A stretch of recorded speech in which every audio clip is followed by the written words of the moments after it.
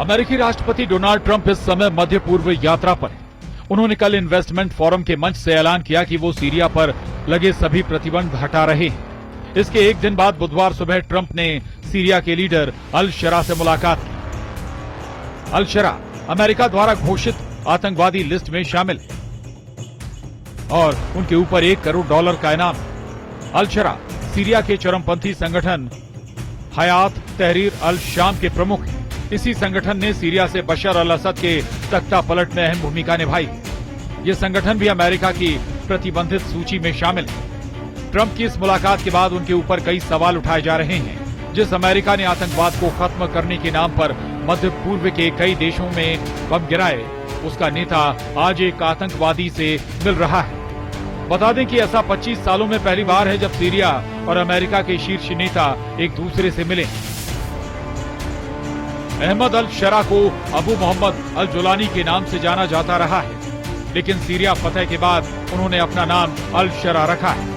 वो हयात तहरीर अल शाम HTS का नेता है, जिसे कई देशों और अंतर्राष्ट्रीय निकायों द्वारा आतंकवादी संगठन घोषित किया गया है।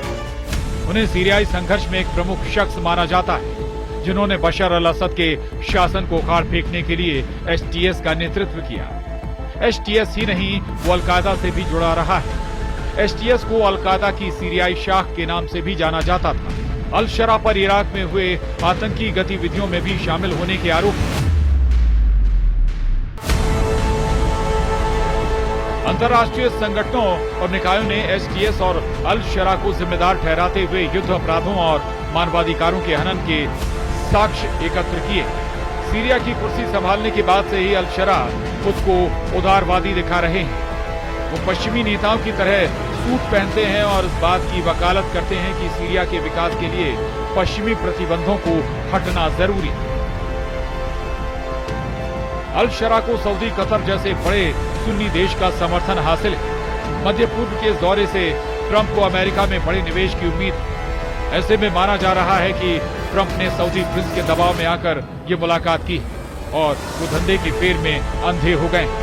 अमेरिकी राष्ट्रपति डोनाल्ड ट्रंप की सऊदी अरब यात्रा के दौरान सीरियाई नेता अहमद अल शरा से मुलाकात ने विवाद खड़ा कर दिया है। अल शरा अमेरिका द्वारा आतंकवादी घोषित संगठन हयात तहरीर अल शाम का प्रमुख है।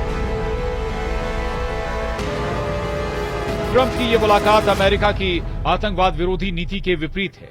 कुछ का मानना है कि ये मुलाकात सऊदी अरब के दबाव में हुई और व्यापारिक हितों से प्रेरित है।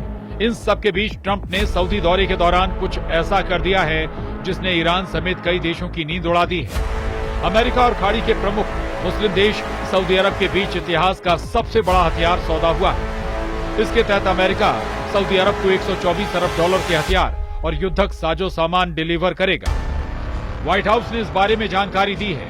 ये हथियार बिक्री सऊदी अरब के $600 अरब के ऐतिहासिक सौदे का हिस्सा है, जिस पर अमेरिकी राष्ट्रपति डोनाल्ड ट्रंप की रियाद यात्रा के दौरान हस्ताक्षर किया गया। सुन्नी इस्लामिक मुल्क सऊदी अरब के साथ ये हथियार डील शिया ईरान के लिए खतरे की घंटी है। सऊदी की धरती से राष्ट्रपति ट्रंप ने ईरान को सीधे सीधे धमकी दे दी। उन्होंने कहा, ईरान को यह तय करने की जरूरत है कि वो परमाणु हथियार विकसित करके युद्ध करना चाहता है या शांति और व्यापारिक संबंध चुनना चाहता है। ट्रंप ने कहा कि अगर ईरान ने शांति को अस्वीकार कर दिया तो हमारे पास परमाणु हथियार रखने से रोकने के लिए जरूरी कार्रवाई करने के अलावा कोई विकल्प नहीं होगा। ट्रंप ने कहा, ईरान के पास कभी परमाणु हथियार नहीं होगा। डोनाल्ड ट्रंप अपने दूसरे कार्यकाल की पहली राजकीय यात्रा पर मंगलवार को सऊदी अरब की राजधानी रियाद पहुंचे। हालांकि उन्हें पिछले महीने पोप के अंतिम संस्कार में शामिल होने के लिए इटली जाना पड़ा था। इसके पहले साल 2016 में पहले कार्यकाल में डोनाल्ड ट्रंप पहली राजकीय यात्रा सऊदी अरब की उन्होंने की थी। रियाद पहुंचने पर सऊदी अरब के क्राउन प्रिंस मोहम्मद बिन सलमान ने स्वागत किया। अमेरिका से हथियार डील सऊदी अरब की रक्षा क्षमताओं में सुधार करेगा। ट्रंप ने सऊदी अरब के साथ $1 ट्रिलियन के व्यापार सौदे का लक्ष्य रखा है।